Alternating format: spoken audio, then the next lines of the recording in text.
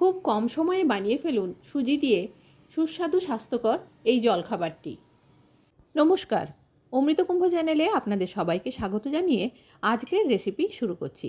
আজকে একটা ব্রেকফাস্টের রেসিপি এনেছি। আমি এখানে মিক্সিং বলে নিয়ে নিচ্ছি টক দই।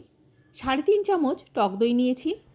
বাজারে 2 ধরনের সুজি পাওয়া যায়, একটা মোটা দানা, একটা মিহি দানা। আমি মিহিদানা সুজিটা ব্যবহার করছি। আর কারো যদি মোটা দানা থাকে সেটা গ্রাইন্ডার জারে গুঁড়ো করে নেবেন। 1 কাপ পরিমাণ সুজি দেওয়ার পরে দিয়ে দিচ্ছি হাফ চামচ নুন, 1/4 টিস্পুন গুঁড়ো হলুদ। যে কাপে সুজি মেপেছিলাম সেই কাপেরই 1 কাপ পরিমাণ জল দিয়ে মিক্সিং বলে ভালো করে মিশিয়ে নিলাম সব কিছু। এই মিক্সচারটা ঢাকা দিয়ে আধ ঘন্টা রেস্টে রেখে দিলাম। আধ ঘন্টা পর ফিরে এলাম। সুজির কনসিস্টেন্সিটা দেখাচ্ছি এখানে। এর মধ্যে দিয়ে দিচ্ছি কিছু ভেজিটেবলস। গাজর আর বরবটি ছোট ছোট এরকম চৌকো করে কেটে নিয়েছি, সেইগুলো দিয়ে দিলাম। পেঁয়াজ, আদা আর কাঁচা লঙ্কা একটা চপারের মধ্যে নিয়ে চপ করে এটাও দিয়ে দিচ্ছি।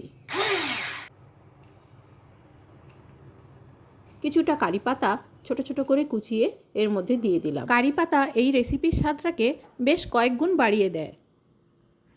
এবারে সব কিছু মিশিয়ে নিয়ে দেখাচ্ছি কনসিস্টেন্সিটা একটু ঘন আছে। এর মধ্যে 1 চামচ জল দিয়ে সামান্য পাতলা করে নিলাম। ব্যাটারের কনসিস্টেন্সিটা কম বেশি এরকম রাখারই চেষ্টা করবেন। গ্যাসে মিডিয়াম ফ্লেমে একটা কড়াই বসিয়ে দিয়েছি। কড়াইটা গরম হলে 1 চামচ সর্ষের তেল দিয়ে দিলাম। এটা আপনারা যে কোনো তেলেই রান্না করতে পারেন। তেল গরম হলে ওই ব্যাটার থেকে কিছুটা ব্যাটার নিয়ে কড়াইয়ের মধ্যে দিয়ে দিলাম। কড়াইয়ের বেছে ব্যাটারটা ভালো করে ছড়িয়ে দিয়ে ঢাকা দিয়ে রেখে দিলাম। 3 মিনিট মতো রান্না করে নেওয়ার পরে ঢাকা খুলে আপনাদের দেখাচ্ছি। এই সময় ওপরের জলীয় ভাবটা চলে গেছে, ওপরটা অনেকটাই শুকনো শুকনো হয়ে গেছে আর কড়া থেকে ছেড়ে এসছে। সাবধানে উল্টে দিলাম অন্য পাশ ভাজার জন্য। চারপাশ দিয়ে কয়েক ফোঁটা সর্ষের তেল দিয়ে ঢাকা দিয়ে আরও মিনিট 2 রান্না হতে দেব। মিনিট 2 পর ফিরে এলাম। এপিট ওপিট ভালো করে ভেজে নিয়ে তুলে রেখে দিলাম। এই কড়াইতেই আবার একটু তেল দিয়ে আরেকটা ভেজে নিচ্ছি। এইভাবে সব কটা ভেজে নিয়ে আজকের রেসিপিটা তৈরি করলাম।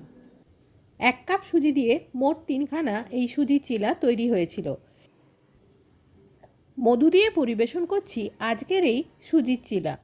রেসিপিটি কেমন লাগলো কমেন্টে জানাতে ভুলবেন না।